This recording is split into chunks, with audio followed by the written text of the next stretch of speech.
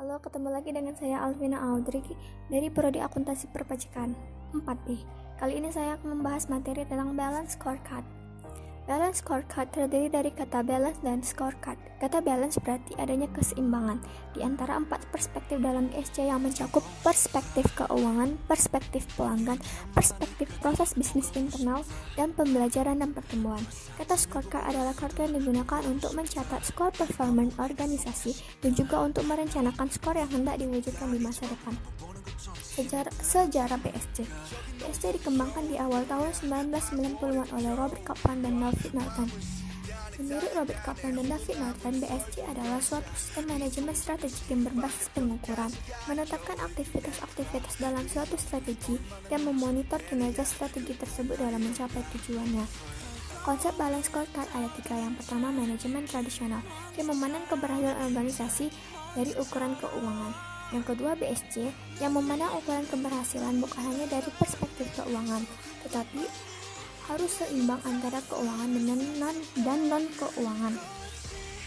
Dan yang ketiga, BSC ibarat instrumen dashboard dalam mobil, yang selalu memberikan sinyal posisi keberadaannya. Manfaat BSC dalam pengukuran kinerja: mengelola operasi organisasi secara efektif dan efisien, membantu pengambilan keputusan dalam hal promosi, mengidentifikasi pengembangan dan kebutuhan diklat karyawan, menyediakan umpan balik bagi karyawan, menjadi dasar bagi pemberian reward ataupun punishment. Diagram 4 perspektif BSC. Pertama, perspektif keuangan. Terdapat unsur pendapatan, biaya, laba bersih, arus kas, dan nilai aset.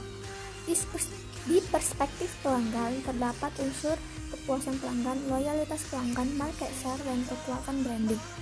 Di perspektif proses internal, terdapat unsur persediaan, pesanan, alokasi sumber daya, siklus waktu, dan pengendalian mutu. Dan yang terakhir, di perspektif pertumbuhan dan pembelajaran, terdapat unsur kepuasan karyawan, perputaran karyawan, kompetensi karyawan, dan pendidikan karyawan.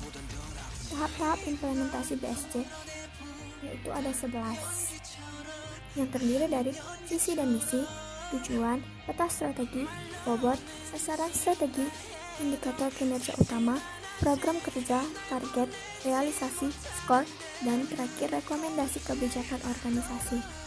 Tahap pertama, klarifikasi visi. Kali ini saya akan mengambil contoh dari BSC pendidikan.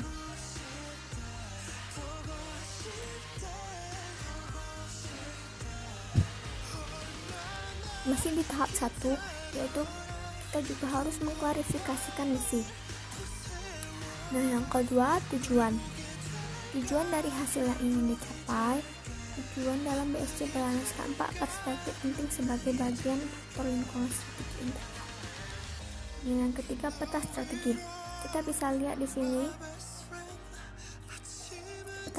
peta strategi harus memenuhi keempat perspektif tersebut. Tahap yang keempat, bobot. Kita bisa lihat sendiri di slide bobot-bobotnya dan juga contoh format bobot. Dan yang kelima, sasaran strategi. Sasaran strateginya menggambarkan apa yang harus dilaksanakan. Bisa juga saya meletakkan format sasaran strateginya. Nah, yang keenam, tolak ukur kinerja. Bisa lihat langsung di slide-nya ya, dan contoh tolak ukurnya. Nah, yang ketujuh, rencana tindak.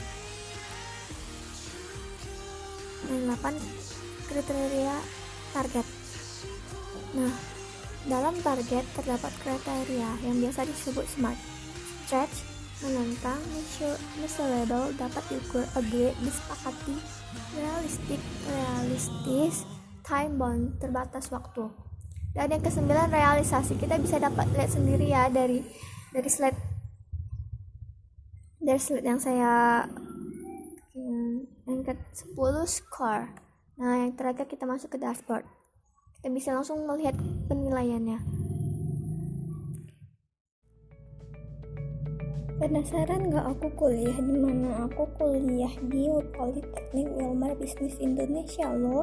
Di sana fasilitasnya lengkap banget, keren juga pastinya. Di sana ruang belajarnya menganut prinsip social distancing jauh sebelum istilah ini terkenal. Ruangannya sangat bersih, berkelas, teratur, dan nyaman. Nyaman banget untuk proses belajar mengajar. Di sana juga ada perpustakaan yang dilengkapi dengan 2.900 judul buku loh. Dilengkapi juga dengan komputer.